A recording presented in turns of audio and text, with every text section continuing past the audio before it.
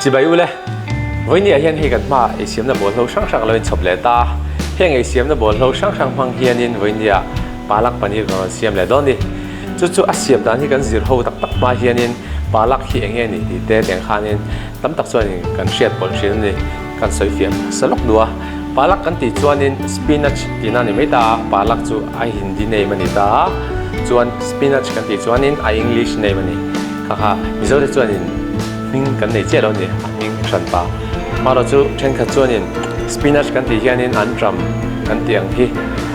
kan ngai kol thina master ni ya antram hi chu kha kan sai fia salok ni selang chuan he lai hianin tui kan chuang meka kan spinach he kan palak hi kan chum sekanga nakina kan rai na nga kan her somanga chuanin he với nhà ăn zir hậu tur hi he dish với nhà ăn zir hậu tur hi Indian vegetarian dish lar em nia khoi la ya han zin chuak ila hotel vela po han theng ila kata khanin sa elo ho ei thei tur ta na an ron chop chua protein poimo em nia chu với nhà hianin asiam dan kan lo zir ho le don na ulu takin lo thir ho ila chuan kan siam ho tak tak main eng nge kan man don ti te asiam na bol ho te in clear chawila chau me kan long ai thak tang khanin he palak panir siam na tura ta na abol lo te chu in clear chho don la chung te chu he hi spinach kan ti khan ya palak chuan he marcha hring ania hela hianin panir kan neya chuan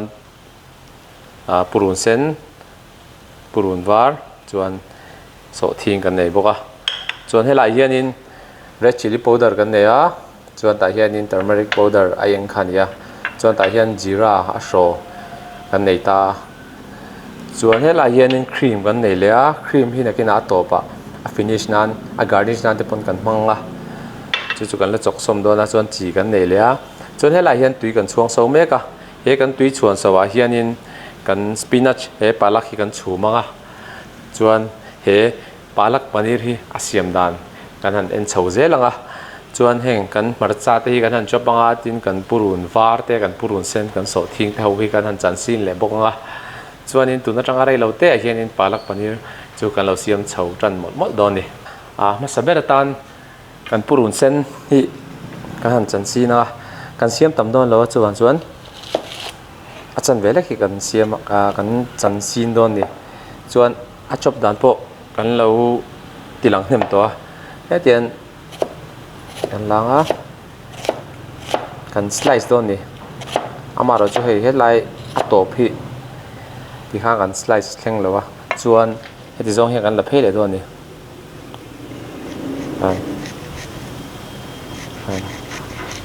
chuan kan lo chananga ti kha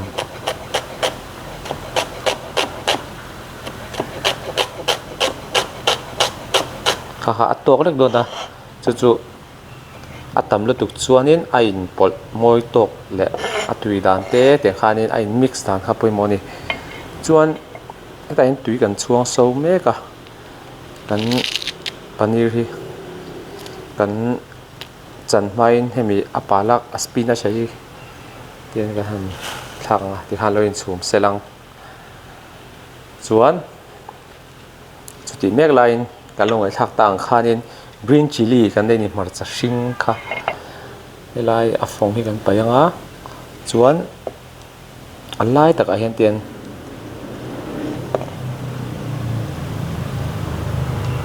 kan langa chuan amu khu kan la chuak do ni amu tel lo khanin kan khanin kan chop do ni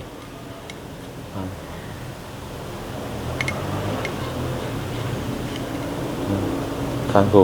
amu tel me lo tiang khanin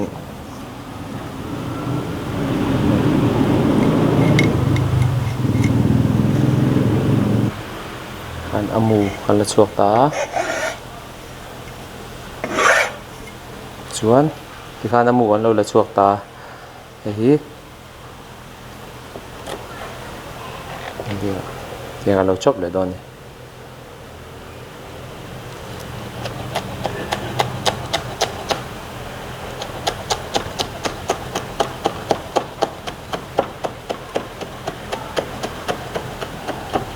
khan yan đã sang lên à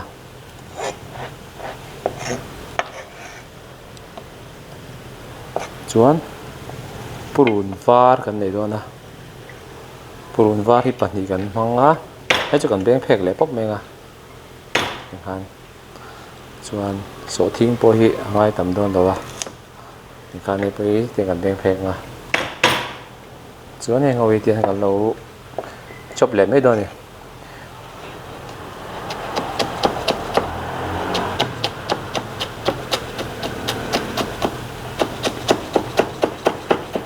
chuan hian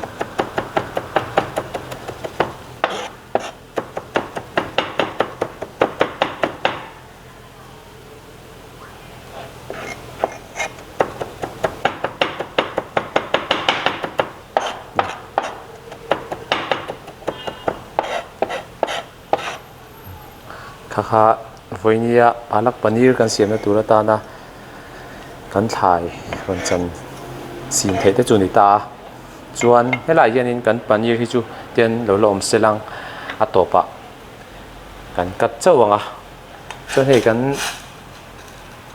palak kan spinach apo hi tok trepa chuan hei kan palak kan spinach po hi kan lo suan theng a ayan tui kan ne a tui a hian tiang kan chia le dawn ni tian a tinga tui a tiang kan suat chua tia kan chiang ha kan ti chuan a cooking process kha tian a lo top dawn ni omja chu tia kan da top chuanin ala ama hala lum dawn a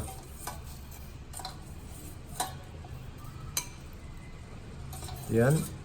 tui a kan chiang a kan her som dawn ni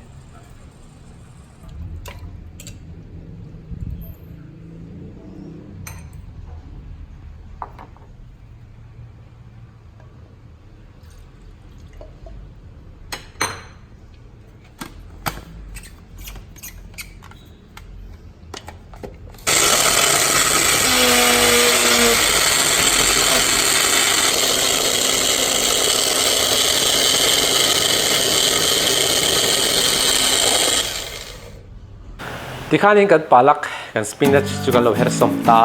he spinach hi aizola po hianin lei thein om thin ni amara chu om reng lowa inrin ni zinga hianin bazara hianin lei tur hi om fu thina chu kan lo nan fu ve do te po ngai mai theya tin a leina tu na kina inrin ni lowa te po kan lo lei du ni chuanin azuar tu te hena khanin chumini jong ka du dona min ngai tu sak theing ti te po khanin in lo zot theng a chu aizol bazar a sonin lei thein om penga tin district danga ka du naw te po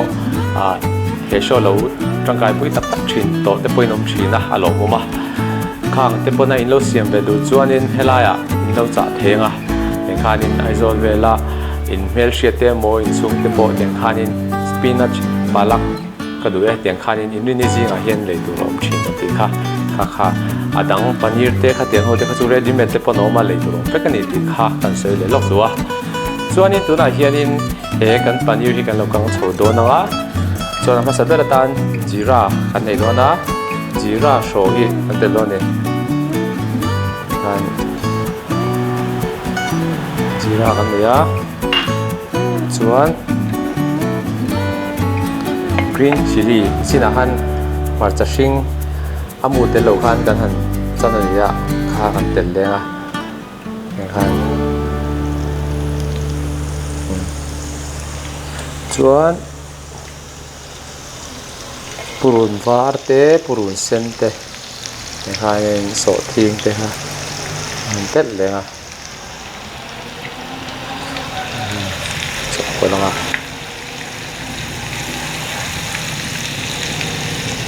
chuan masala nei do na ai eng te ma zong kan te langa thil fian te chan ve ang ve ane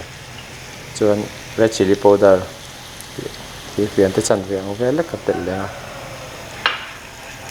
chok ko langa chuan chi kan dal do ni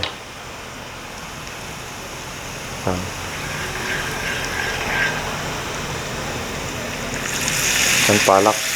kan din spinach kha kan tel lenga tian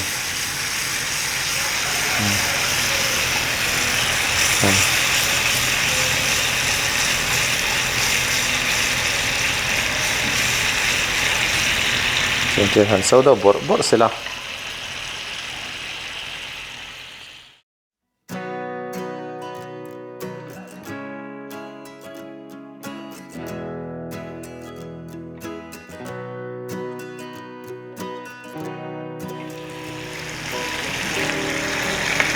Yan.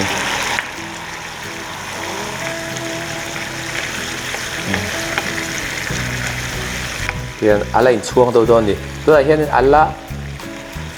thích lâu nè, không giờ chú cần chuang đây đâu à, chỉ sel đó nè, để mấy nè, làm palak paneer sel làm,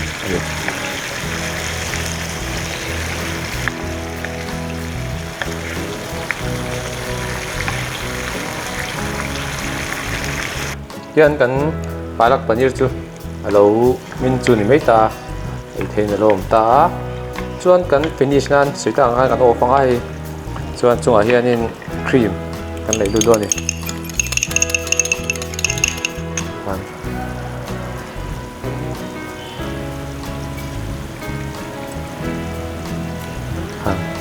cream kan lei nga chuan hei voinia kan palak paneer chu ni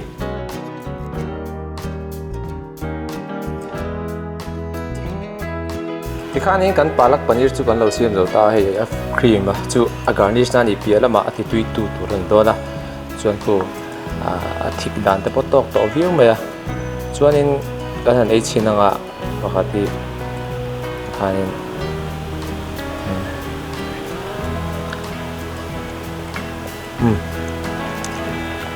zong te de khanin